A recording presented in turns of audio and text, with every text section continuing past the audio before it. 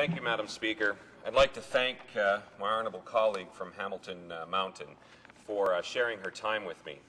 I know with the situation that's happened in her riding, she could have spoke for 20 minutes, if not 2 weeks, on this subject about how her riding and the families in her riding are being affected by the net benefit of the Investment Canada Act. I also want to thank my leader from Toronto Danforth and the leader of the New Democrats for bringing forward this motion.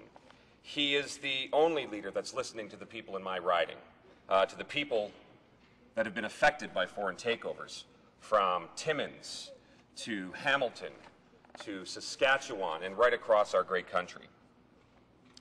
The motion that he introduced wants to make sure that we review foreign investments more publicly, transparent, and make it accountable to Canadians.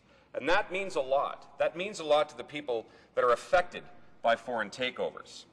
We need more than just the government's word that a foreign takeover is going to be good for a community.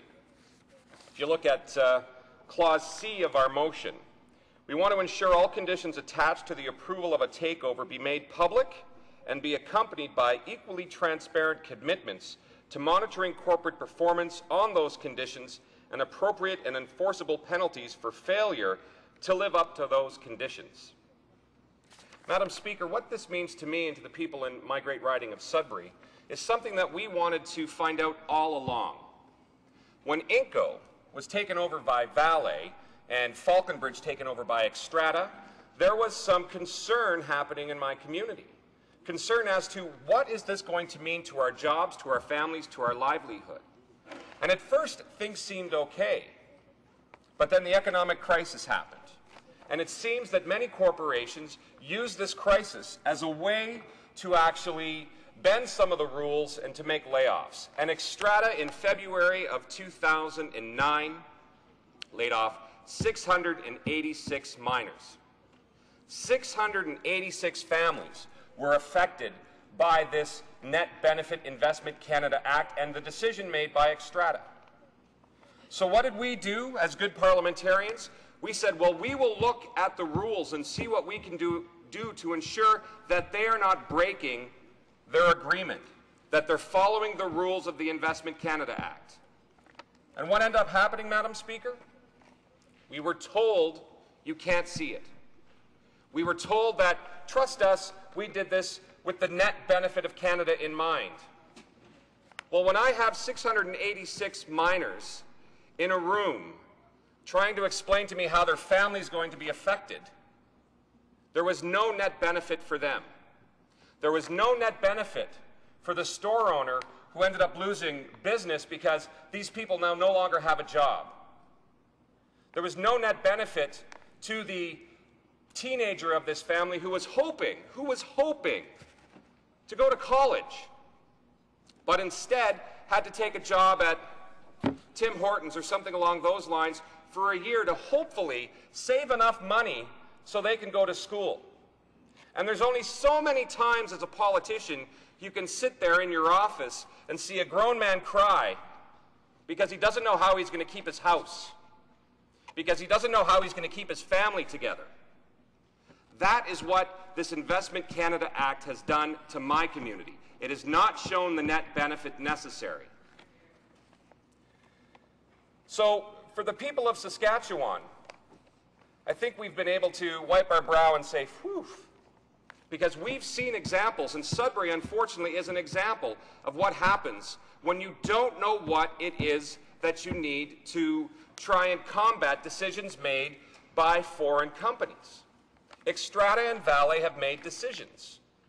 We can respect those decisions. We may disagree with them, but if we wanted to know what the legislation and the agreement was that they were talking about, we can't see it. And that's what gets people in my riding of Sudbury scratching their head. They look at this house and they recognize that some of us may have a different color tie on, we may represent different parties, and may have different philosophies. But at the end of the day, we all represent them.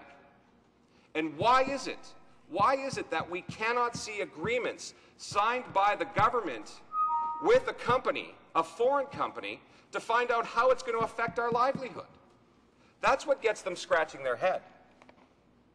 So I think, Madam Speaker, no matter where the ownership of the Potash Corporation of Saskatchewan ends up, there must be a better deal for Saskatchewan from the development, mining, processing, and sale of this strategic resource.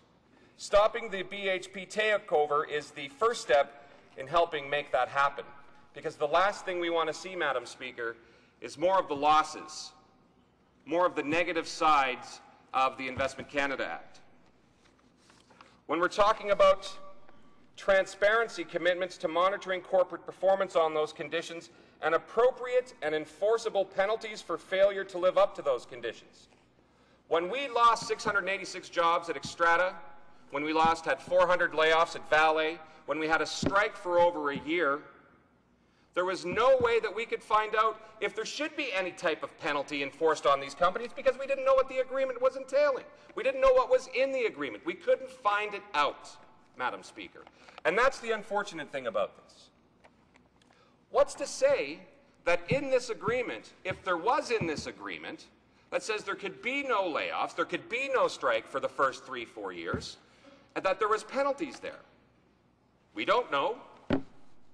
Maybe the government, or not the government, maybe the companies should have been forced to make some payments and some penalties that could have offset some of the cost that now these laid-off workers were experiencing. But when you don't know how to deal with the situation. Maybe the agreement was in the benefit to the corporation and the government, but we don't know. That's why we're asking for transparency, Madam Speaker, so we can actually go back to our constituents. We could look the people in the eye that are being affected. The people that are being affected, those are the people that we need to be able to say, this is the agreement. This is what the government signed on your behalf. Agree with it or disagree with it, but this is what the agreement is right now. People could respect that. But when you hide behind this wall with no transparency, the people that have lost their jobs just don't get that, Madam Speaker. So what we are hoping for is that this motion, Madam Speaker, will start the talk and bring forward the commitment to ensure foreign investment enriches our communities instead of hollowing them out. I could look 3 hours to the west of Sudbury, and my honourable colleague from Sault Ste. Marie can attest to this, that we've had a foreign investment with SR Steel. I don't know all the details of the agreement with SR Steel like I do with Vale and with Xstrata, but what I can tell you is SR Steel has become a good corporate citizen in that community.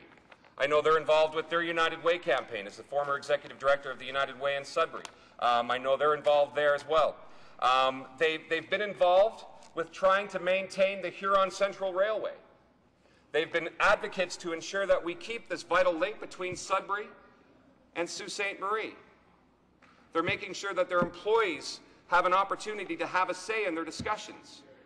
You know, when you're looking at what happened at Vale and Xstrata with the takeovers from Falconbridge and Inco, the miners that are actually down 7,000, almost 8,000 feet below the surface, working for this company, wouldn't they know what's best to ensure that the company is being profitable and find ways of improving production?